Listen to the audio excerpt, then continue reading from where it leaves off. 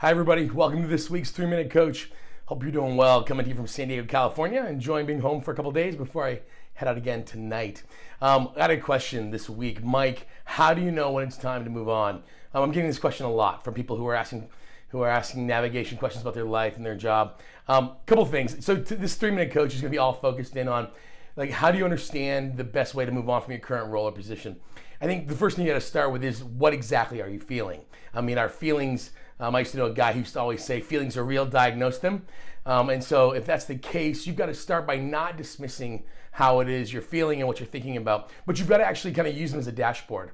When was the last time you felt this way? Is it situational? Is it project-based? Or has it become chronic? So the first thing you have to kind of step into is what exactly are you feeling and why? The second thing you have to do is validate yourself. I think a lot of people will start to feel like maybe they need to move on, but at the same time, they don't give themselves permission to do that. I mean, you have to ask questions about what exactly are you feeling and why, right? Which I just said, but here's the other thing. Is this a sign of wanting more? A lot of times we will confuse outgrowing a position for not being content. Many people struggle with going, well, I just need to be more content. I'm just frustrated right now, and it's a lack of contentment, when in reality, you've actually just outgrown it.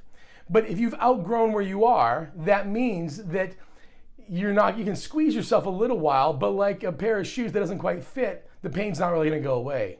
So first, what are you feeling? Second, is this feeling situational, or have you outgrown the space you're in? Well, then the third thing ends up being, can you give yourself permission to begin the process of looking for something else? Many people start to feel pain, and then they kind of start looking at options, or the thought of finding a job is overwhelming, so they don't even want to start. So they half-heartedly look, and then they get discouraged. It's almost like you're looking down the road to see where you should go to next, but you don't really want to leave the driveway. You've got to start by having the conversation with yourself, your spouse, your partner. Do I really feel like I have permission to move on?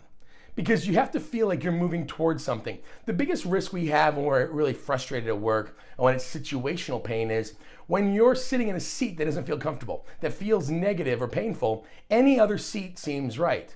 So instead of you moving toward something, you end up simply moving away from something. See, you've got to go, my next step is moving in the direction of me. It's not simply moving away from pain. Navigating away from pain is not enough. Now, you may be in situations at your job where it's painful, okay? Well, then let that pain tell you something, but you may have to be resilient another 6 months, 12 months before you make that next step.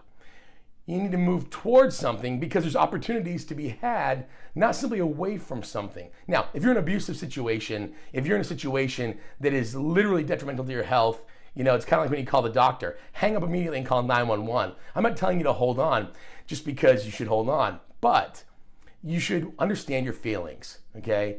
Then you should start to say, are my feelings situational, or have I outgrown where I am? But then third, before you start hunting for options, be clear. We're entering a season of anticipation where I'm looking for new options. I'm looking for new things. And also, you can't do this alone. You really aren't hunting for another job until you start having that conversation with other people closest to you, people you trust. This sign that it's become real means you begin journaling about it, you begin talking about it, you begin putting it into action. Then opportunities come. Then you find referrals. Then you start to know where to look. That's how you're kind of going to know it's time to move on. But most people, they just feel frustration. I guess the one big takeaway for today, don't simply move away from something, move towards something.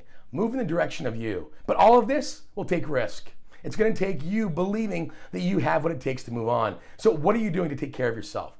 For many people, it's before they start choosing the right job, they have to start choosing to prioritize themselves, getting healthy, exercising, starting to save money, starting to get better sleep. You've got to optimize your own system before you start making decisions that will affect the course of your life. Move in the direction of you and take a risk. Lead courageously, as I always say.